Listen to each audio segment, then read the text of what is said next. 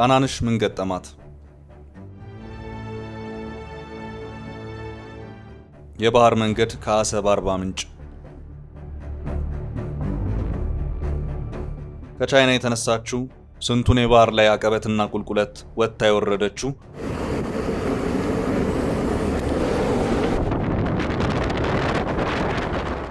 በምታልፍበት መንገድ ሁሉ ለክብሯ ሲባል መብራት የጠፋላት። በእርግጥ መብራቱ የጠፋው ለክብሯ ሳይሆን የመርከቧ ከፍታ ከኤሌክትሪክ መሰረተ ልማቶች ስታንዳርድ በላይ በመሆኑ ዋና አስፋልት ተሻጋሪ መካከለኛና ዝቅተኛ መስመሮች አደጋ እንዳያደርሱና መርከቧ በሰላም እንዳታልፍ ሲባል ነው። ያው ለደህንነቷም ቢሆን ለክብሯ መብራት ግን ጠፍቶላታል። በሀገሯ ድንበር እያዘገመች በምታልፍበት ሁሉ የሰው ትኩረት እየሳበች መዳረሻዋ ገብታ ለመቆም ወራት ይፈጁባታል። ታዲያ ይህች ግዙፍ በባህር ላይ ሽርሽር አገሬውን ታዝናናለች የተባለላት መርከብ ጣናነሽ 2 ትባላለች። ለመሆኑ ጣናነሽ አንድ ሴት ነው ያለችው? ለመጨረሻ ጊዜ ፎቶዋ ሲዘዋወር ያየነው እንቦጭ በወረረው ውሃ ላይ መሄጃ አጥታ ግራ ስትጋባ የሚያሳዝን መልኳን ነበር። የዛሬ መሰናዷችን ትኩረት ኢትዮጵያና የባህር መንገድ ናቸው። ከጣና እስከ አርባ ምንጭና አሰብ ጣናነሽን እየተከተልን እንፈሳለን። መልካም ቆይታ።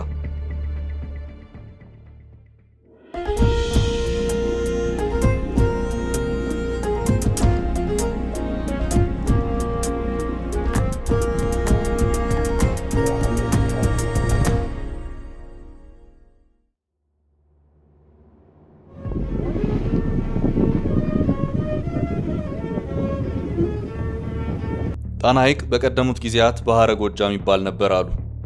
የዛሬዋ ጣናነሽ 2 ማረፊያዋ እዚያ ነው። ጣና ቅዱስ ሐይቅ በሚል ስምም ይታወቃል። ጣና ሐይቅ በጥንታዊ ቋንቋ ወይም በግዕዝ አገላለጽ ጻና ሐይቅ ይባላል።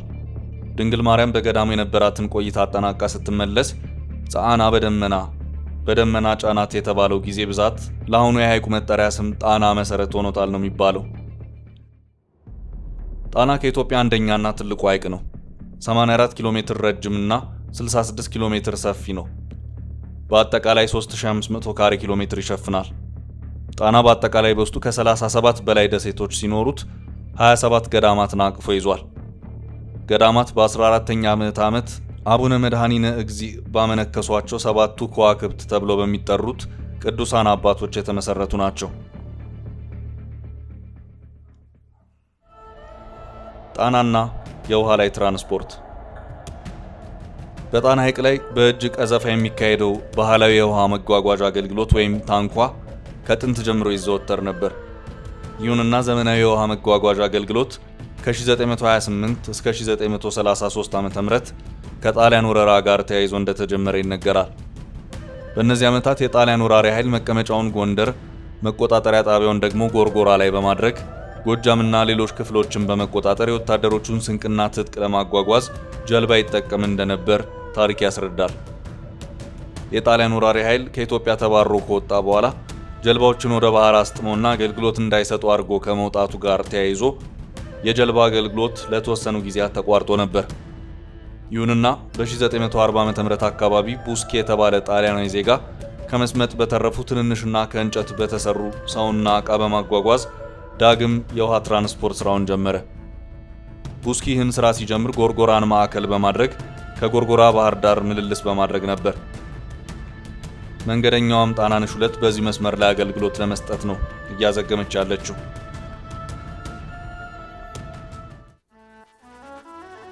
ናቪጋ ጣና በ1942 ዓ.ም ጣሊያናውያንና ኢትዮጵያውያን ግለሰቦች ተሰባስበው የባህር ትራንስፖርት ድርጅት አቋቋሙ። ይህ ድርጅት ሲቋቋም ናቪጋ ጣና የሚል ስያሜ ነበረው። ድርጅቱ ስራውን እንዲሰፋ የሚያስችለው እድልና መረጃም ከእጁ ላይ ወደቀ። ይህም ጣሊያኖቹ ሲወጡ ካሰመጧቸው ጀልባዎች 3ቱ ያሉበት መታወቁ ነበር። እነዚህ 3 ጀልባዎች አንጋራ ተክለ ሃይማኖት ከሚባል አካባቢ 50 ሜትር ጥልቀት ካለው የሐይቁ ክፍል ውስጥ በድርጅቱና የመንግስት እገዛ ታክሎበት እንዲወጡ ተደረገ። የነዚህ ሳን ጆርጅ፣ ሳንታ ማሪያ እና ማኒኩላ የተሰኙ ዘመናዊ ጀልባዎች መገኘት የባህር ትራንስፖርት ዘርፉን ይበልጥ አጠናከረው። የዚያ ዘመኗ ሳን ጆርጅ አሁን ታጠቅ የሚል ስያሜ አግኝታለች። ሳንታ ማሪያ ደግሞ በአፄ ኃይለ ሥላሴ ጊዜ ዳኘው፣ አሁን ደግሞ ሊማሊሞ ትሰኛለች። ማኒፑላም ዞብልና አንድነት የሚሉ ሁለት ኢትዮጵያዊ ስያሜዎችን ተላብሳ የነበረ ሲሆን አሁን በአንድነት ስያሜ ጸንታ እንደቆመቻለች። ናቪጋ ጣና የጥገና ማዕከሉን ጎርጎራ፣ ዋና ጽሕፈት ቤቱን ባህር ዳር በማድረግ እስከ 1950 ዓ.ም ብቸኛ የውሃ ትራንስፖርት ድርጅት ሆኖ ቆየ። በ1950ዎቹ ናቪጋ ዘርፉን በብቸኝነት መምራት የሚያስችለውን ዕድል አጥቶ ከመንግስት ጋር በአብሮነት መስራት ጀመረ። በዚሁ ናቴ የቆየውም እስከ 1967 ዓ.ም ብቻ ነበር። በ1968 ዓ.ም ናቪጋ ጣና በኢትዮጵያ የባህር ማመላለሻ ስር ተዋቀረ። በ1970 ዓ.ም የኢትዮጵያ የባህር ትራንስፖርት ባለስልጣን ሲቋቋም የጣና ሐይቅ ትራንስፖርት ሥራ ሙሉ በሙሉ በባለስልጣን መስሪያ ቤቱ ስር ሆነ። ይህ አደረጃጀት በ1984 ዓ.ም በአዋጅ እስከተዘጋበት ጊዜ ድረስ የጣና ሐይቅ ትራንስፖርት ጽሕፈት ቤት የበላይ ተቆጣጣሪ ነበር። የጣና ሐይቅ ትራንስፖርት ለአንድ ዓመት ያህል ራሱን ችሎ ከተንቀሳቀሰ በኋላ በ1985 ዓ.ም የአማራ ብሔራዊ ክልላዊ መንግስት ተረክቦ በክልሉ ትራንስፖርት ቢሮ ስራ አደረገው። ለ48 ዓመታትም በጣና ሐይቅ ዙሪያ የተለያዩ አገልግሎቶችን ሲሰጥ የቆየው የጣና ሐይቅ ትራንስፖርት አገልግሎት ድርጅት የኢትዮጵያ የባህር ትራንስፖርትና ሎጂስቲክስ አንድ ቅርንጫፍ ሆኖ ወደ ተቋቋመው ኢትዮ ፌሪስ ድርጅት ተጠቃለለ። ኢትዮ ፌሪስ ጣና የጣና ሐይቅ ትራንስፖርት አገልግሎት ድርጅት ስያሜን ተክቶ የቀጠለ ሲሆን የኢትዮጵያ ባህርና ትራንስፖርት አገልግሎት ድርጅት በሚመድብለት ካፒታል ከዚህ ቀደም ሲሰጥ የቆየውን አገልግሎት አዘምኖና ሌሎች የውሃ ትራንስፖርት አገልግሎቶችን ጨምሮ አገልግሎት እንደሚሰጥ ታቅዶ ነበር። ከነዚህም እቅዶች መሃል 200 ሰው የሚጭን ዘመናዊ ጀልባ መግዛት ሲሆን ሁለተኛው ጎርጎራ ላይ ወርክሾፕ መክፈት ነው። ወርክሾፑ ጀልባ መገጣጠሚያ፣ የመርከብ ማንሸራተቻ ክሬን እንደሚኖረውም ከተነገረ ሰነባብቷል። ከጣናም ባለፈ በቀጣይ ሐዋሳ፣ አባያ፣ ባሮ፣ በህዳሴ ግድቡና በሌሎችም አካባቢዎች የባህር ትራንስፖርት እና መዝናኛ ለማስጀመር ታቅዷል።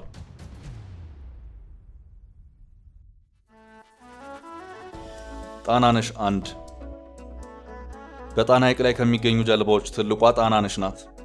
ጣናነሽ ደከመኝ ሳትል በጣና ሐይቅ ላይ ግልጋሎት መስጠት ከጀመረች ወደ 40 የሚጠጋ ዓመት ይዛለች። በአብዛኛው የምትጠራውና የምትታወቅባት ቅጽል ስሟ የጣና አድባር በሚል ሲሆን ወደ 27 ሜትር ስፋትና 8 ሜትር ቁመት አላት። ጣናነሽ ባለ 2 ፎቅ ወይም ግራውንድ ፕላስ 2 ተክለ ቁመና ያላት ጀልባ ናት። በውስጧ 2 መጸዳጃ ቤቶች፣ የሰራተኞች ማደሪያ መኝታ ክፍሎችና የሻይ ማፊያ ጭምር አላት። ጣናነሽን ወደ ውስጥ ገብተን ስናያት ግራውንዷ ውስጥ ዕቃ ይጫንባታል። በተጨማሪም ውሃ ሰርጎ እንዳይገባ የሚቆጣጠር ኤርባግ ወይም የአየር ቦርሳ አላት። ጣናነሽ ግዙፍ እንደመሆኗ 2 ሞተር ያላት ጀልባ ነች። ወደ መሪ ክፍሏ ስንዘልቅ 2 መሪ ያላት ሲሆን 3 ሰዎችን አደላድላ የምታስቀምጥበት ቦታን ይዛለች። ዋየርለስ ቴሌፎን ወይም ገመድ አልባ ስልክ እንዲሁም ጀልባው የት አካባቢ እየተንሳፈፈች እንደሆነ የሚጠቁም የጂፒኤስ መሳሪያም ተገጥሞላታል። ግራውንድ ፕላስቱ ላይ የፈለገ መንገደኛ ያለምንም ጭማሪ ክፍያ መጓጓዝ የሚችልበት ክፍል ያላት ጣናነሽ ለመንገደኞች የሻይ ቡና መስተንግዶ የምትሰጥበት ካፌም አላት። ጣናነሽ መጀመሪያ ተፈብርካ የመጣችው ከጀርመን ሀገር ሲሆን ምጽዋ ትንሽ ጊዜ ቆይታ እንደ አውሮፓውያን አቆጣጠር ከ1968 ዓ.ም ጀምሮ ለ10 ዓመት ያህል መኖሪያዋና እንቅስቃሴዋ አርባ ምንጭ አካባቢ ነበር።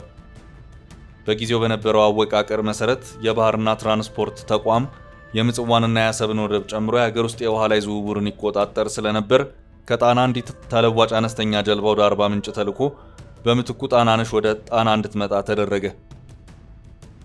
ጣናነሽ በጉዟ ወደ 7 ወደቦችን የምታካልል ሲሆን መነሻዋን ከባህር ዳር አድርጋ ወደ መሃል ዘጌ በማቅናት እዚያ ስትደርስ መንገደኛና የጫነችውን ዕቃ አራግፋ ወደ 4000 የሚጠጉ አባወራዎች የሚገኙበት ደቅ ደሴት ትደርሳለች። አመሻሽ ላይ ቆንዝላ ገብታ የምታድረው ጣናነሽ 2 መዳረሻዎችን በማካለል በመጨረሻ በርበራ ትደርስና ተመልሳ ከውቢቷ ማረፊያዋ ባህር ዳር ትመለሳለች። ረጅሙ የጉዞ መዳረሻዋ ዴልጌ ሲሆን በአንደኛው ሞተሯ ብቻ በሰዓት 11 ኪሎ ሜትር የምትጓዘው ጣናነሽ ቢያንስ በግማሽ ቀን ከረጅም መልህቅ መጣያ መዳረሻዋ ዴልጌ በሰላም ትደርሳለች። በውስጧ የጀልባ ካፕቴንን ጨምሮ 6 ሰራተኞችን ይዛ የምትጓዘው ጣናነሽ ያን ያህል የአደጋ አጋጣሚ አስተናግዳ አታውቅም። የጀልባዋ ክብደት ወደ 100 ቶን ስለሆነ ጣና ላይ ነውጥ ወይም ማዕበል ቢነሳ ይህን የሚቋቋም አቅም ይዛለች። አልፎ አልፎ በጣናነሽ ላይ ተፈጠረ የሚባል ችግር ቢኖር በጀልባው ተሳፍረው የማያውቁ ሰዎች ማዕበል ሲነሳ የሚያስመልሳቸው መሆኑ ብቻ ነው። በሰው ላይ ደረሰ የተባለው አደጋ በአንድ ወቅት የአእምሮ ህሙማን መሆኑ ያልታወቀ አንድ መንገደኛ ድንገት ሳይታሰብ ወደ ሐይቁ ራሱን ከወረወረ በኋላ የነፍስ አድን ጥረት ቢደረግም ሳይገኝ ቀርቶ ከ7 ቀን በኋላ አስክሬኑ በፍለጋ ሊገኝ ችሏል። በወቅቱ ፖሊስ የጀልባዋን ሰራተኞች እስኪጣራ ብሎ ቢያስርም በመንገደኞች የምስክርነት ቃል ነፃ መውጣታቸው ይታወሳል። ሌላው እንደ ችግር ከተቆጠረ ምናልባት በ1994 እና 95 ዓ.ም በነበሩት ጊዜያት ውስጥ የሐይቁ ውሃ በከፍተኛ መጠን ጎድሎ ስለነበር በጉድለቱ ሳቢያ የጣናነሽ የሞተር ተርባይን ከአንድም 3 በመቀወር የተነሳ 2 ሚሊዮን ብር የሚደርስ ወጪ ለጀልባዋ ሕክምና ሊወጣ ችሏል።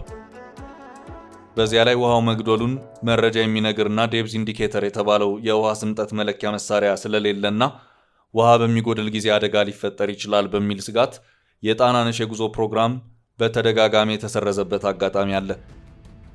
በኢትዮጵያ በትልቅነቱ አቻ የሌለው የጣና ሐይቅ ቢያንስ ከ100 ያላነሱ ገባር ወንዞች በዓመት አንዴ በሚገብሩለት ውሃ የሚሞላ ሐይቅ እንጂ ከውስጥ የሚመነጭ ራሱን የቻለ ተፈጥሯዊ የውሃ ጸጋ የለውም። ጣናነሽ 2 ጉዞዋን አጠናቃ በታሰበላት ቦታ ስትደርስ በሀገር ውስጥ ትልቋ ጀልባ ትሆናለች። ምክንያቱም ጣናነሽ 2 ክብደቷ 150 ሜትሪክ ቶን ሲሆን 38 ሜትር ርዝመት አላት። እንዲሁም 200 ተሳፋሪዎችን የመያዝ አቅም አላት። በጀልባዋ ላይ አደጋ ጊዜ ማምለጫ ዘመናዊ ትንንሽ ጀልባዎች ሲኖሩ እያንዳንዳቸው 50 እና 60 ሰው የመያዝ አቅም አላቸው።